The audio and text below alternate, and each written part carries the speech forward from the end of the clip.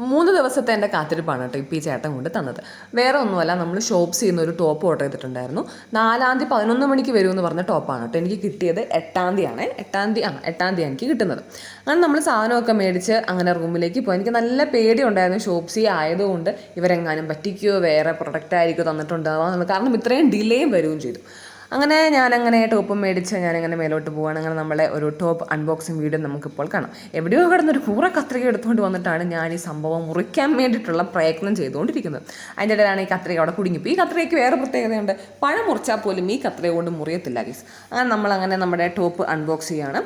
കളറും കാര്യങ്ങളൊക്കെ ഞാൻ ഓർഡർ ചെയ്ത അതേ ടോപ്പും കാര്യങ്ങളൊക്കെ തന്നെയാണ് കേട്ടോ. പക്ഷേ പ്രശ്നം എന്നാന്ന് വെച്ചിട്ടുണ്ടെങ്കിൽ ലാർജ് ഓർഡർ ചെയ്ത സ്ഥാനത്ത് എനിക്ക് കിട്ടിയത് XL ആയിപ്പോയി. അവിടെയും ഇവിടെയും കുറച്ച് ഏറ്റക്കുറച്ചിലും കാര്യങ്ങളും ഒക്കെ ഒന്ന് സെറ്റാക്കി കഴിഞ്ഞിട്ടുണ്ടെങ്കിൽ ടോപ്പ് ഓക്കെയാണ്. ക്ലോത്ത് നല്ല അടിപൊളി ക്ലോത്ത് ആയിരുന്നു കേട്ടോ. നല്ല കോട്ടൻ്റെ നല്ല മെറ്റീരിയലാണ്. ഞാൻ എന്നിട്ട് അത് അലക്കിയൊക്കെ നോക്കി, കളർ ഇളകുന്നുണ്ടോ നക്കിയൊക്കെ നോക്കിയായിരുന്നു. ഉപ്പ് രസം ഉണ്ടെങ്കിൽ കളർ ഇളകും, അങ്ങനെയൊക്കെ ഉണ്ടല്ലോ. അങ്ങനെയൊക്കെ നോക്കി ഇപ്പം അങ്ങനെ വിഷയങ്ങളും കാര്യങ്ങളും ഒന്നുമില്ല.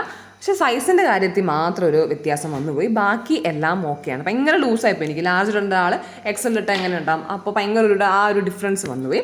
അപ്പോൾ പ്രൊഡക്റ്റിൻ്റെ ലിങ്ക് ഞാൻ ഡിസ്ക്രിപ്ഷൻ ബോക്സിൽ ഇടാം. ടാറ്റാ.